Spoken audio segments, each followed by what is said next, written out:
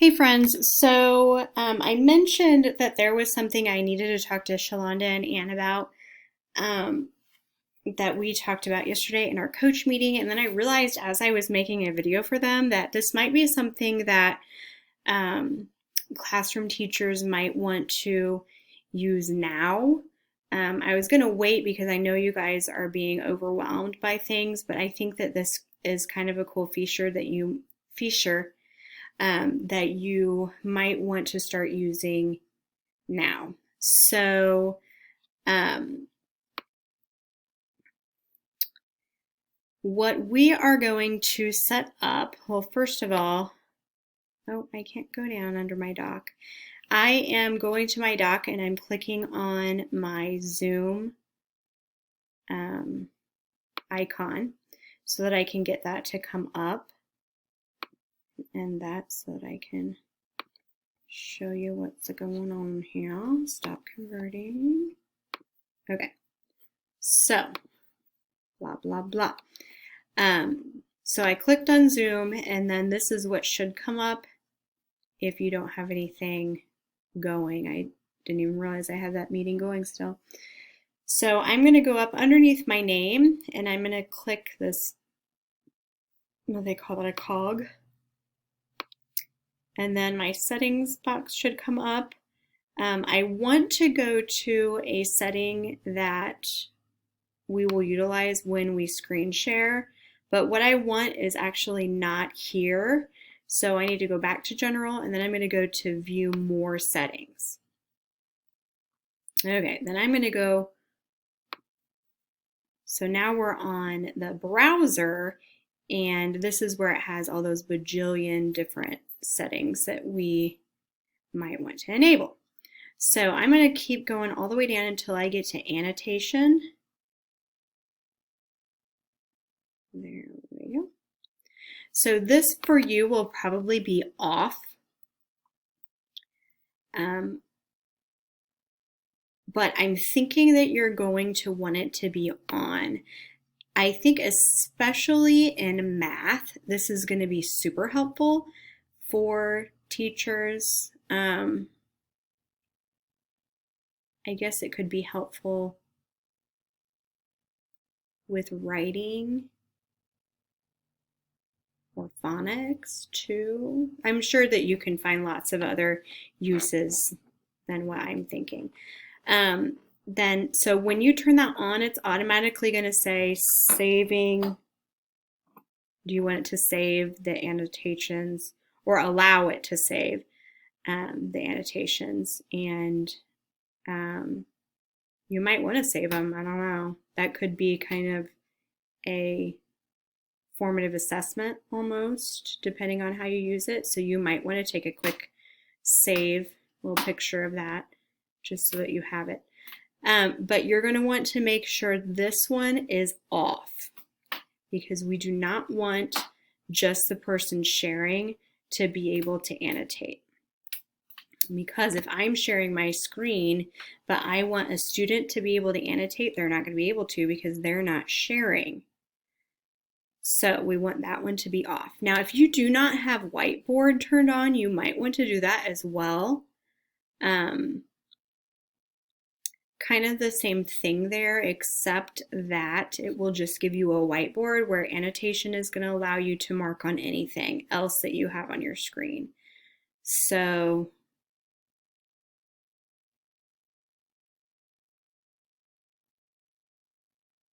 yeah.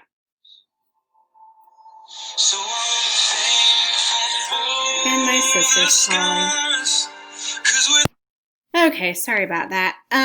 So you'll definitely want to make sure that you put annotation on, that you have this one that says only the person sharing can annotate off. If you think that you would like to have that whiteboard option open, then you can go ahead and do that. Ouch. So that's all that you're probably going to want to do right now. So then you can close out of that and open back your Zoom. So I'm going to open up a meeting, and I'm just going to have myself in it because I tried to connect my iPad and it was not one to do that. My internet is kind of shoddy now. Okay, so I am going to share my screen, and I am, so let me show you first. So if you enabled that whiteboard, it's going to show up right here as one of your choices, and you can, oops, do whatever, and your students should be able to do whatever on there as well. So I'm going to close out of that though, because that's not actually what I want to show you today. Okay, so I'm going to go back to screen share, and this time I'm going to go to this book here because that's how Anne, Shalonda, and I will utilize it, and actually some of the teachers in probably kindergarten and first grade, if we are still remote by the time they do assessing, will need to do it this way too. So I just followed the links from that page that I sent out and opened up this book, I Am Hungry. I'm not starting at the first page, so maybe I should do that. Okay, so one of the things that we were talking about was that we need students to be able to do the one-to-one matching while they are reading. So we are going to go up here and click on Annotate, and then that's going to open up this box, and we want them to click Stamp, and then you're going to be able to stamp underneath each word. So I am hungry, I see the bread. Now, if you are doing math and you say, okay, I don't know, pretend like this is a little set of boxes. Put one stamp in 3 of the 4 boxes. And then you say, okay, what fraction of the boxes have a stamp in them? And then you could say, what fraction of the stamps do not have, or of the boxes do not have a stamp? I'm trying to think what else you could do. You can also write. If you wanted to do that, you can change your color, you can erase.